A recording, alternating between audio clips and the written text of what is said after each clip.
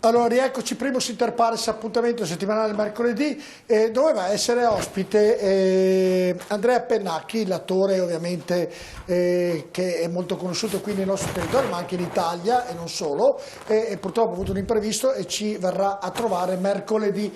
Detto questo, allora andiamo con i messaggi, poi Elisabetta, poi abbiamo già un altro collegamento e poi sentirò anche gli ospiti di studio, praticamente mi diranno: ma Giorgio, cosa mi ha invitato a fare qui? Leonardo mi dirà fra poco cosa mi ha invitato a fare, ma quindi 25 miliardi e Italia sono diventati 350, cos'è cambiato? Andiamo avanti. Poi sono tutte risposte che darà l'economista Alberti. In Germania le aziende sono arrivati i soldi in conto corrente senza dover fare nessuna richiesta. Perché qui non succede? Tenga presente Alberti che poi darà le risposte lei. Ma questa fare fase 2 credo. Sì. Cosa significa? Che riaprono i negozi, i bar? Questa è la fase 2, ovviamente rispondo io, sarà proprio quella, ma credo sia ancora troppo prematuro. Pensate, vi dico, che mi è arrivata la comunicazione proprio in questo momento. A Copenaghen, in Danimarca, hanno detto che rimarrà tutto chiuso fino al 10 maggio, proprio una comunicazione ufficiale che mi è arrivata in questo momento dalla Danimarca. In Danimarca rimarrà tutto chiuso fino al 10 maggio. Ma i comuni distribuiranno altre mascherine sempre gratuite e questo non so dare questa risposta, però ci informeremo e daremo una risposta. Elisabetta Corazza dalla redazione. Arriva Elisabetta, arriva dalla redazione. Arriva Elisabetta, il tempo tecnico di trovarla nella nostra redazione. Mi senti? Ecco, ti la sento benissimo Elisabetta, io sento, allora, la vedo anche in video. dicevo Vai, che volevo fare delle precisazioni in merito a quello che è stato detto prima delle IPAB, precisazioni che ci arrivano direttamente dal Presidente della Commissione Sanità del Consiglio regionale, quindi da Fabrizio Boron, che dice che non è la Regione che nomina i consigli di amministrazione delle IPAB, ma sono i sindaci. E inoltre i medici competenti delle IPAB non sono medici incaricati dalle ULS. Le ULS hanno il compito di effettuare controlli che seguono le prescrizioni in materia e concedono le autorizzazioni e gli accrediti, le autorizzazioni all'esercizio e gli accrediti. E detto questo, sempre per rimanere in tema regione, ricordiamo che proprio di oggi il governatore Zaia ha firmato una nuova ordinanza che obbliga all'uso dei dispositivi di protezione, quindi guanti e mascherine, anche sui mezzi pubblici. Ecco, sia questo per chi lavora sui mezzi pubblici che per i passeggeri. Ecco, non mi sembra però di aver capito che il Variati abbia detto che è la Regione che deve decidere i medici delle case di riposo, non mi sembra di aver capito questo. Mi sembra che erano le dipendenze della Regione. Comunque. Sì, però non mi sembra che i dipendenti siano opera che abbia detto questo, non vorrei aver capito male. Mi sembra di aver capito che Variati ha detto sì, è vero che sono aziende private, però sono affiliate, uso questo termine magari sia anche improprio, con le varie USL e quindi ha voluto dire, mi sembra di aver capito, che le USL potrebbero mettere una parola in capitolo. Mi sembra di aver capito anche perché vengono sovvenzionate dalle USL, ma non che ovviamente la Regione debba decidere sui direttori o sui medici all'interno di queste case di riposo, non mi veniva la parola. Però può darsi che abbia capito male, ma ne parleremo dopo con lei, Leonardi, così cercheremo di chiarire che a questo punto, che poi mi sembra che è una diatriba che è finita lì. Invece abbiamo collegato Cristian Ferrari, che è segretario generale della CISL Veneto, e l'abbiamo collegato per chiedere, buonasera Ferrari, grazie di essere con noi anche a lei. Allora, la domanda mi sembra molto semplice, c'è un po' da parte dei sindacati di contestazione nelle riaperture di determinate aziende perché gli operai non hanno sicurezza e quindi i sindacati avrebbero detto degli scioperi. È così? Mi può correggere eventualmente? Intanto la correggo dicendo che il segretario del Veneto. Non la sentiamo bene, Ferrari, non la sentiamo bene, non ho sentito cosa ha detto, chiedo alla regia se riusciamo a risistemare il collegamento, perché via Skype ovviamente o Zoom, non so che collegamento abbiamo con Ferrari, però siamo in rigorosa diretta, quindi può ripetere, vediamo se la sentiamo meglio. Mi sentite? Adesso sì, molto probabilmente toccando qualche filo succede anche questo, prego Ferrari.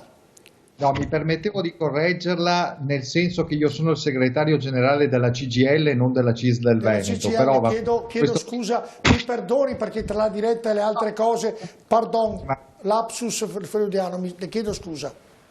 Ci mancherebbe, vorrei dire moltissimo anche sul piano delle case di riposo, ma mi trattengo e mi limito alla domanda che mi ha fatto. Sì, noi siamo molto preoccupati in questo momento perché notiamo una grande, diciamo così, spinta da parte di una parte non irrilevante delle aziende del Veneto a riaprire il prima possibile. Allora, la dico proprio brutalmente. Non siamo quelli che gioiscono per il blocco produttivo, ci mancherebbe altro, siamo quelli che pagano in prima persona il prezzo più pesante. Abbiamo tantissimi lavoratori già oggi in cassa integrazione, che vuol dire stare a casa non a grattarsi la pancia, ma stare a casa con una decurtazione di salario e avere il terrore di non ritrovare il posto di lavoro quando passerà, pensiamo tutti e speriamo quanto prima, questo periodo. Siamo però consapevoli che il Veneto oggi è di fronte al picco di un'epidemia, a una fase molto delicata in cui bisogna fare un grande sforzo per affrontare nei termini più rigorosi ed efficaci l'emergenza sanitaria, e l'emergenza sanitaria richiede anche di stare a casa il più possibile, di ridurre anche le attività produttive al minimo indispensabile per ridurre gli spostamenti, la mobilità, il contatto e l'esposizione delle persone. Quindi noi diciamo: affrontare con rigore l'emergenza sanitaria, rimanendo chiusi il più possibile per il più breve arco di tempo possibile, è un contributo decisivo a questo sforzo collettivo che stiamo facendo. Non può essere messo in contrapposizione con l'emergenza economica. Siamo preoccupati perché avrà un impatto devastante per tutti e in primis per noi, ma io penso che siano due facce della stessa identica tragica medaglia. Prima superiamo questa emergenza sanitaria e prima riusciamo anche ad affrontare quella Adesso le economica. faccio una domanda. La sicurezza che dice lei correttamente e giustamente avverrà nel momento in cui verrà fuori questo vaccino, e prima che verrà fuori questo vaccino passerà un altro anno, e per un anno cosa si farà?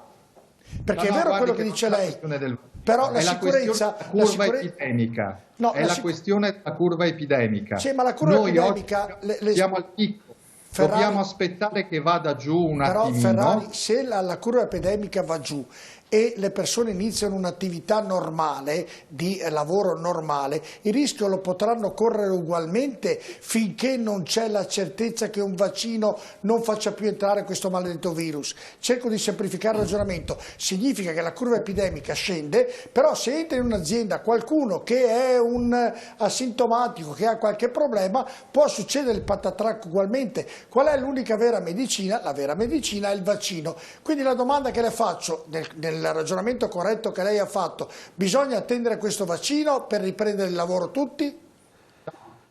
No, bisogna aspettare quello che dicono gli scienziati, non sono gli industriali, non sono i sindacalisti, non sono i politici della Regione Veneto a decidere quando si riaprono tutte le attività produttive. Mi scusi, ma questo è il punto di fondo. Certo, io non le so dire quando sarà il giorno. Temo che non sarà lunedì prossimo. Temo che non sarà lunedì prossimo. No, beh, lunedì no, lunedì no, casomai martedì, perché lunedì, ricordiamo, è il giorno di Pasquetta, quindi non si lavora. Ospite qui da noi c'è Ubaldo Lonardi, che è anche un medico del lavoro, quindi chi meglio di lui può fare delle domande e fare un ragionamento con lei. Prego, Ubaldo. No, mi verrebbe da riprendere la sua ultima frase e dire che non saranno nemmeno i sindacalisti che decideranno, ma sarebbe una battuta solo per così. Esatto. No, signor Ferrari, allora il problema è questo, perché il discorso che lei fa, allora lo dovremmo, se fosse realmente così, estendere a tutte le categorie lavorative, non solo a quelle sanitarie, a quelli che lavorano in aziende che sono state definiti come utili alla vita essenziale, il settore agricolo, dell'alimentazione, chi lavora perché a Padova costruiscono i letti delle rianimazioni, così via. Non si capisce perché alcuni si debbano sacrificare ed altri no. Il problema è un altro, dobbiamo usare anche l'intelligenza e la conoscenza che abbiamo, come diceva lei, e ascoltare quelli che dicono gli scienziati o che si ritengono tali. In questi mesi abbiamo capito che lo stare a casa è un'arma fondamentale perché impedisce la propagazione. Poi siamo entrati, e questa è una misura di massa, dopodiché siccome qualcuno muovere si deve muovere, perché altrimenti moriamo tutti, se i medici non vanno in ospedale, gli infermieri non vanno in ospedale, le OSS non vanno in ospedale, moriamo tutti, allora qualcuno si deve muovere, va bene? E quindi abbiamo capito che c'è un modo di muoversi, c'è un modo di lavorare che è sicuro. Le aziende questo l'hanno capito in questo modo. Ci sono state aziende che stanno lavorando dove hanno trovato dei positivi ed è stata l'azienda a trovarlo, ha isolato i positivi e le persone hanno continuato a lavorare e non c'è stata nessuna propagazione. Oggi abbiamo i sistemi diagnostici, i tamponi a cui si aggiungono i test sierologici, i test rapidi, abbiamo le temperature, abbiamo degli strumenti per cui in certe aziende, non dico che sia tutto così, ma nella gran parte delle aziende venete, che sono aziende moderne, che hanno investito in questi anni sulla sicurezza, sono dei sistemi chiusi dove noi riusciamo a garantire il rispetto delle condizioni che abbiamo ritenuto essere sufficienti per impedire la propagazione del virus. Chiudere gli occhi di fronte a questo, sinceramente, a me non sembra utile, sia contro gli stessi lavoratori. E di questo sono certo. Dottore, guardi l'ecatombe di Brescia e di Bergamo. Allora, parliamoci chiaro, non è un caso che quell'ecatombe si sia consumata nell'area a più ampio insediamento manifatturiero industriale e non è un caso che in quell'area sia accaduto tutto questo perché si sono anteposte le ragioni economiche a quelle sanitarie. Allora io penso che quello debba essere un monito per tutti. Per fortuna in Veneto non è accaduto tutto questo. Perché? E Perché? Così di aprire. Dopodiché mi lasci parlare che le rispondo anche pienamente. Noi non facciamo il tifo per il blocco economico ad oltranza. Noi stiamo dicendo che in questa fase è utile ridurre il più possibile alle attività essenziali che ci sono, dove va garantita la sicurezza, dove ci siamo anche noi, dove ci sono i nostri lavoratori e ci mancherebbe altro che non mi rendessi conto che dobbiamo ringraziare innanzitutto loro per il momento necessario per passare questa fase qui. Dopodiché si programma una riapertura graduale. Io la dico molto semplicemente, anticipare i tempi rispetto a quello che ci dicono gli scienziati, perché questo sta succedendo. Gli industriali del Veneto vorrebbero aprire domani mattina un liberi tutti. Non va bene, ma non va bene non solo sul piano sanitario, perché aumentiamo il rischio di un ritorno, di un'ondata di ritorno dei contagi. Abbiamo l'esempio di Hong Kong, ce lo dice Zaia, lo cita espressamente. Abbiamo l'esempio anche della Corea del Sud, abbiamo qualche esempio anche in Cina. Certo. Faremo un danno non solo sul piano sanitario, ma allungheremo ancora di più i tempi di una ripresa economica piena. Che la CGIL farà sciopero, non farà lavorare i propri iscritti alla... No, noi stiamo collaborando con le istituzioni, con le prefetture, stiamo gestendo e governando questo passaggio. Noi siamo per la massima precauzione perché riteniamo che oggi la cosa prioritaria sia l'emergenza sanitaria e stiamo lavorando con la regione, con le istituzioni, con le controparti datoriali per creare le condizioni di una maggiore sicurezza dei posti di lavoro. Certo. Voglio far presente al dottore che interveniva prima che oggi non garantiamo i dispositivi di sicurezza ai medici, agli infermieri, agli operatori sociosanitari di quello scandalo che sono le case di riposo in questa regione. Ma davvero pensiamo che in tutte le fabbriche, in tutti i posti di lavoro della media e piccola impresa ci sia la sicurezza totale assicurata? No, perché se no io vivo in un altro pianeta, scusatemi. Ma lei... Alberti, poi vengo da lei. Si siete brevi, faccio tutti perché poi c'è un collegamento in essere. Prego Alberti. Il segretario generale della CGIL Veneto esprime in maniera chiara un concetto. Mi viene in mente che lo espresse in maniera molto chiara anche il segretario nazionale Camusso nel 2011 quando disse le pensioni non si toccano. Il giorno dopo il governo Monti, Fornero, fece l'innalzamento di 5 anni al quale il sindacato non replicò, non dico i gilet gialli, le manifestazioni del Venezuela, eccetera. La domanda, Massimo Alberti. Niente, la domanda è questa. Avete in mente qualcosa? La domanda, mi permetta, vuole dire? le faccio la domanda e poi risponda lei. Avete in mente di fare qualcosa di concreto o vi volete aggiungere al coro di quelli che parlano che è già troppo affollato? Guardi, noi abbiamo fatto un protocollo di sicurezza nei posti di lavoro firmato con le controparti. Ferrari, se riesce a tenere... Scusi, Ferrari, fermo. Ferrari, se riesce a tenere fermo le mani, perché man mano che muove qualche filo e la sentiamo disturbata. Grazie, prego, continui pure. Sto spiegando il lavoro che stiamo facendo. Noi siamo fin dall'inizio di questa epidemia sul campo, ma in maniera anche drammatica. Abbiamo le sedi aperte. Stiamo cercando di dare un punto di riferimento anche ai lavoratori e ai cittadini attraverso le nostre strutture nel territorio. Abbiamo fatto un protocollo sulla salute e sicurezza in costanza di coronavirus con Conte, con le controparti datoriali a livello romano, lo abbiamo tradotto in Veneto con la Donazzana e con Zaia, abbiamo chiesto e attivato i controlli degli Spisal, stiamo presidiando ogni posto di lavoro per garantire la sicurezza totale.